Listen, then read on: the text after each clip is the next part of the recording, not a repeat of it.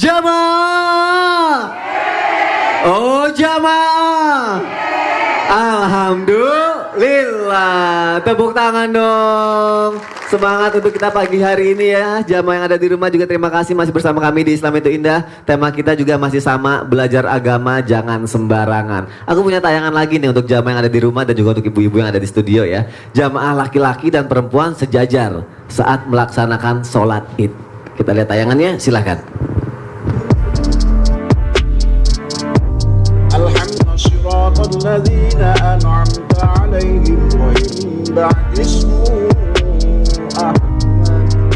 Habib Usman, mohon Bib, aku gelisah Bib ngeliat tayangan ini Bib. Kalau orang ya Bib udah belajar agama, tapi maaf ya, kayak nggak paham itu harus diruqyah kali apa enggak Bib? Banyak mereka yang mengerti agama, iya, tetapi karena keegoisannya, karena terpengaruh oleh syaitan, akhirnya salah jalan. Nah itu gimana Pak? Ada metode khusus lagi Bib untuk ada metodenya. Mau penjelasannya Habib setelah yang satu ini. Sekarang. Udah gitu sekarang lagi. Bismillahirrahmanirrahim. Allahumma shalli ala sayyidina Muhammad wa ala ali sayyidina Muhammad. Banyak orang yang mencoba belajar agama tapi nggak paham-paham. Apakah harus diruqyah karena jin yang masuk atau setan yang masuk, atau ada metode khusus? Yang pertama adalah ketika hamba Allah Subhanahu wa taala, siapapun mereka, dia belajar agamanya Allah. Dia tidak mengerti, baca Quran ngaji nggak hafal-hafal. Dia jelasin ini nggak masuk-masuk, belajar ilmu akhlak nggak ngerti-ngerti. Ada apa dengan dia? Ingat, yang pertama adalah lihat makanannya. Bu, bapak-bapak di rumah, kasih suaminya, kasih istrinya, kasih anak-anaknya makanan yang halal, yang berkah, yang kalau dimakan itu menjadi daging. Di dalamnya daging untuk mendekatkan diri kepada Allah, mudah dan mengerti, memahami ilmu agamanya Allah. Kalau ibu-ibu di sini nih ngasih makan anaknya dari nyolong, dari maling, dari ngerampok, nipu dan lain sebagainya, nggak ada keberkahan di dalamnya, ngambilnya dari riba dan lain sebagainya, anak tersebut sulit untuk mendapatkan ilmu agamanya Allah. Masuk ilmunya nggak nyampe-nyampe, keluar lagi. Kita sering berdoa, Allahumma akhrizna min zulumatil wahmi wa akrimna binuril fahmi waftah alaina bima'rifatil ilmi wa ahsin akhlaqana bil hilmi wa sahil lana. Minta dimudahin, ilmunya masuk, kepahamannya masuk, ngerti, pintar, cerdas, ini itu dan lain sebagainya. Tetapi ini nggak masuk-masuk. Apa yang harus kita lakukan? Yang pertama, taubatan nasuha, minta ampunan kepada Allah. Puasa yang kedua, Senin Kamis. Agar apa? Daging yang haram, darah yang haram yang masuk ke dalam tubuh kita, keluar dia karena terbakar oleh apa? Dengan puasa. Yang ketiga apa yang dilakukan? Ruqyah mandiriyah. Kan ruqyah ya, mandiri. Iya. Agar apa? Agar semua yang masuk ke dalam tubuh kita diusir nih dengan ruqyah diri sendiri. Caranya apa? Pertama, siapin air 1 ember. 1 ember, Bu. Banyak ya banget kan? Bib. Orang mau 1 ember gimana? Oh ya udah terserah Bib deh. Siapin air 1 ember. Yeah. 1 ember. Yang pertama baca kulhu 3 kali. Yeah. Al-Falaq 1 kali, An-Nas 1 kali. Awal surat Al-Baqarah 5 ayat. Habis itu baca ayat kursi. Ayat kursi. Habis itu baca lillahi ma fis samawati wa ma fil ard sampai habis akhir daripada Quran surat Al-Baqarah. Habis itu niatin sama Allah agar Allah Subhanahu wa taala ampunin dosa-dosanya dan diberikan ruqyah ini karena Rasulullah SAW turun malaikat Jibril baca kulhu 3 kali Al-Falaq An-Nas, maka berharap ruqyah ini dibersihkan semuanya. Masya Allah. Atau bisa juga baca Quran surat Al-Baqarah dari awal sampai akhir, diminumin airnya, siramin ke rumahnya. Insya Allah lebih berkah lagi. Tadi aku pikir jadi kalau ibu-ibu bawa embernya itu terus dia jongkok terus gini, ayo 1 kali gayung. Itu viral kali, yang viral itu. Bukan gitu kan? Bukan. Jangan salah ya Bu, bukan gitu caranya. Maksudnya airnya bisa diminum keluarganya rame-rame. Oh gitu. Atau 1 galon juga boleh. 1 galon juga boleh. Dengan seember juga boleh. Ya. Terima kasih Habib untuk penjelasan. Segelas juga boleh. Segelas boleh. Secangkir juga boleh. Setetes Bib. Jangan. Terima kasih Habib Usman untuk penjelasannya. Ternyata dari makanan juga bisa ya.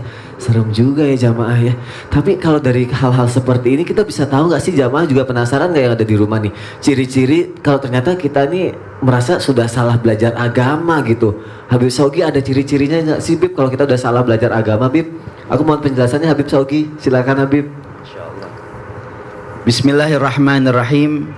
Nabi Muhammad sallallahu alaihi wa ala alihi wasallam bersabda dalam hadisnya, qala Rasulullah sallallahu alaihi wa ala alihi wasallam, man man yazdad ilman wa lam yazdad hudan lam yazdad minallahi illa bu'da. Siapa orang yang bertambah ilmunya kemudian tidak bertambah rasa takutnya ia kepada Allah Subhanahu wa taala, maka hakikatnya tidak ada yang bertambah di sisinya kecuali kejauhan dia dari Allah Subhanahu wa taala. Semakin banyak ilmu bukan berarti kita semakin dekat kepada Allah.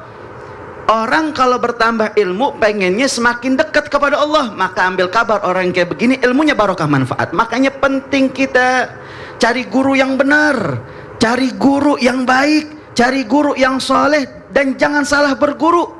Man jalasa muflihan kaifa la yuflih wa man lam yajlis muflihan kaifa sayuflih. Siapa orang yang tidak duduk dengan orang yang beruntung, bagaimana dia mau beruntung? Ya, dan siapa orang yang duduk dengan orang yang beruntung, bagaimana dia tidak beruntung?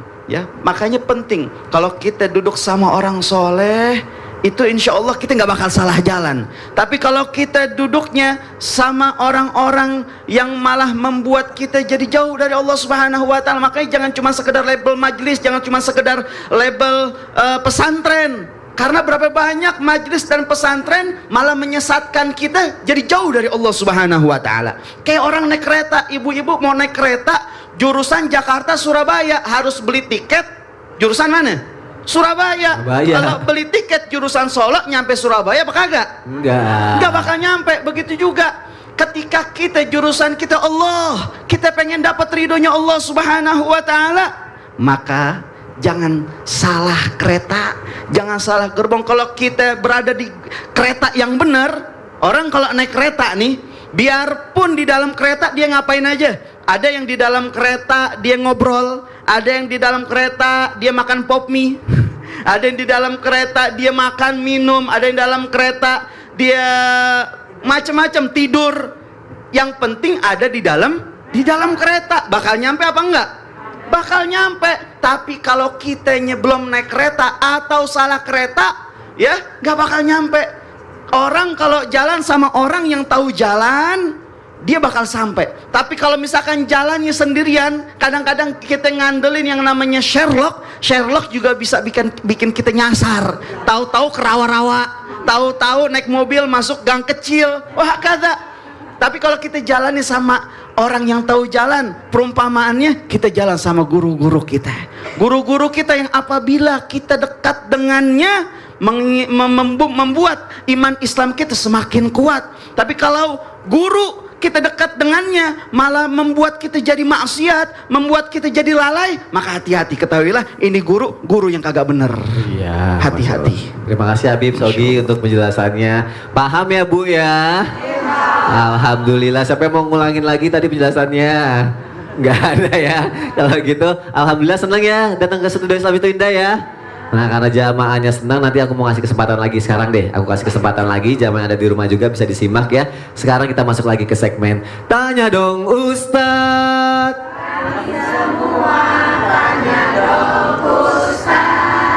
Ini perasaan saya aja apa main suaranya makin lama makin pelan ya? Ibu mau nanya. Siapa yang mau nanya? Ibu aja deh. Bu, ayo Bu, mohon izin Ibu boleh turun ke depan Bu, maaf Bu. Ayo, bisa Bu? Mau saya bantu? Nggak usah ya. Malu kalau dibantu. Nggak apa-apa, boleh dipakai. Silakan mic-nya. Ibu namanya Kan siapa? bukan mahram, jadi nggak boleh Assalamualaikum bersinggung. warahmatullahi wabarakatuh. Waalaikumsalam warahmatullahi wabarakatuh. Nama saya Ibu Sudarmani dari Masjid At-Taubah Pulau Gebang, Jakarta Timur. Masya Allah, tepuk tangan dong untuk Ibu Sudarmani. Habib, Umur saya, percaya apa enggak terserah Ustadz ya. Umur saya udah 72 Masih tahun. muda, Masya Allah. Masya Allah. Kayak berapa? Masih muda, 27. Kayak 27. Tadi saya nggak pikir bisa tidur, Ustaz. Saya pikir dari jauh virus nonton ke studio. Ternyata bukan, saya pikir virus. Ibu mau nanya apa? Saya ingin bertanya, Terus bawa pulang dong. saya ingin bertanya Ustadz, gimana seorang mualaf mengajarkan dan ngasih pengarahan agama Islam, gimana metodenya? Saya kurang tahu, maka saya nanya kepada Ustadz yang ganteng ini. Yo, Masya Allah. Ibu terima kasih udah bertanya di Islam itu indah. Sekarang Ibu mohon izin, Ibu kembali lagi ke tempat duduknya. Assalamualaikum warahmatullahi wabarakatuh. Waalaikumsalam warahmatullahi wabarakatuh. Boleh Ibu bawa aja nggak apa-apa.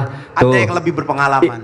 Kita kasih Ustazah dulu. Ustazah dulu aja ya. Tadi kan ini salah satu contoh datang ke majelis ngajian dan yang ganteng dulu akhirnya dapat hidayah. Masya Allah. Ustazah dulu boleh bantu jawab nggak? Padahal ibunya pengen sama yang ganteng, kata ibu tahu aja ibu ya Allah. Bu, Ustazah dulu mau jawabannya ya Ustazah dulu ya. Terima kasih Silakan, kakak, mohon Ustazah. izin ya Habib. Jamaah. Yeay. Oh jamaah. Yeay. Alhamdulillah. Pemirsa yang dirahmati Allah, insya Allah mudah-mudahan sehat, berkah, panjang umur dalam taat.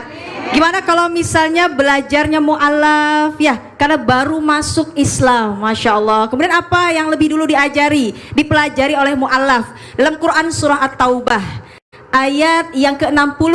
Ini kalau misalnya kita memberikan zakat ada 8 asnaf, salah satunya yakni mu'allafun qulubuhum. Artinya apa? Yakni mu'allaf yang juga diberikan. Sebagaimana Rasulullah SAW untuk senantiasa mengajak ke dalam ajaran agama Islam, Umayyah itu diberikan ya, Sofyan bin Umayyah diberikan harta rampasan perang juga untuk mengajak agar masuk dalam ajaran agama Islam. Kemudian apa yang diajarkan?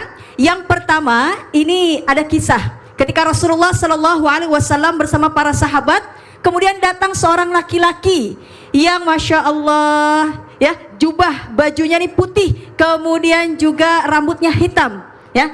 Kemudian apa? Bertanya kepada Rasulullah tentang Islam, tentang iman, tentang ihsan. Dan ini menjadi dasar 3 pokok ajaran ketika menjadi mu'alaf, maka belajar tentang rukun iman, rukun Islam, dan juga ihsan, insya Allah. Kemudian yang kedua, yakni tidak hanya sebatas diucapkan, karena Syekh Abdul Qadir Jailani mengatakan mu'alaf itu senantiasa ya mengucapkan syahadat, membaca 2 kalimat syahadat, kemudian khitan, kemudian mandi. Ini sunnah Rasulullah SAW. Sebagaimana Qis yang bernama Qis, kemudian juga ada Thumamah yang memang masuk dalam ajaran agama Islam, kemudian mandi ya. Dan sholat berarti juga diajarkan untuk tata cara sholat, bacaan sholat seperti apa ya, insya Allah. Tidak hanya perkataan tapi juga keyakinan yang kuat, maka tauhidnya ilahiyah, rububiyah, asma wa sifat itu diajarkan terlebih dahulu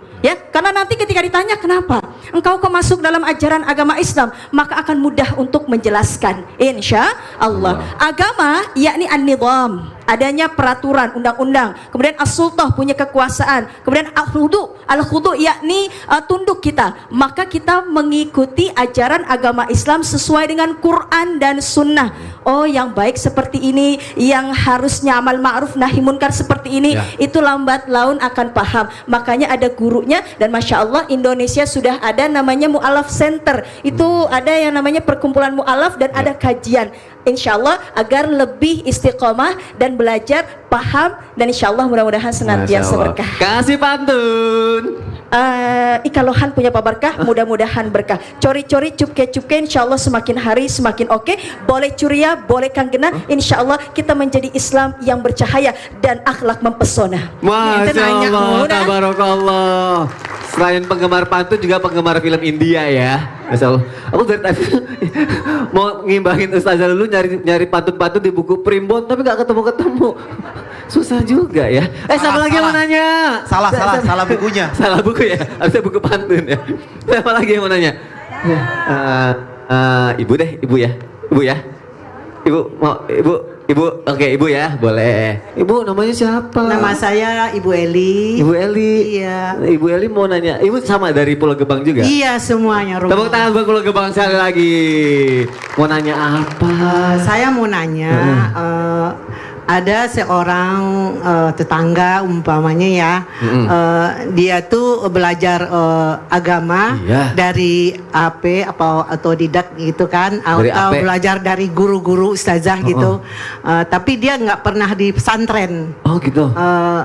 bisa nggak disebut ustazah begitu atau ustaz? Ya Allah, bagus banget pertanyaannya. Jadi dia belajarnya cuma dari HP doang, Iya, nggak pernah kayak pesantren atau dari yang lain. Tapi bisa disebut ustadz apa enggak? Iya, Ini bisa saking nggak bagusnya gitu? pertanyaan ini Iya. ya, maka akan dijawab nanti. Jadi jamaah jangan kemana-mana ya, ibu jangan kemana-mana ya, tetap di Islam itu Indah jamaah. Oh jamaah, alhamdulillah.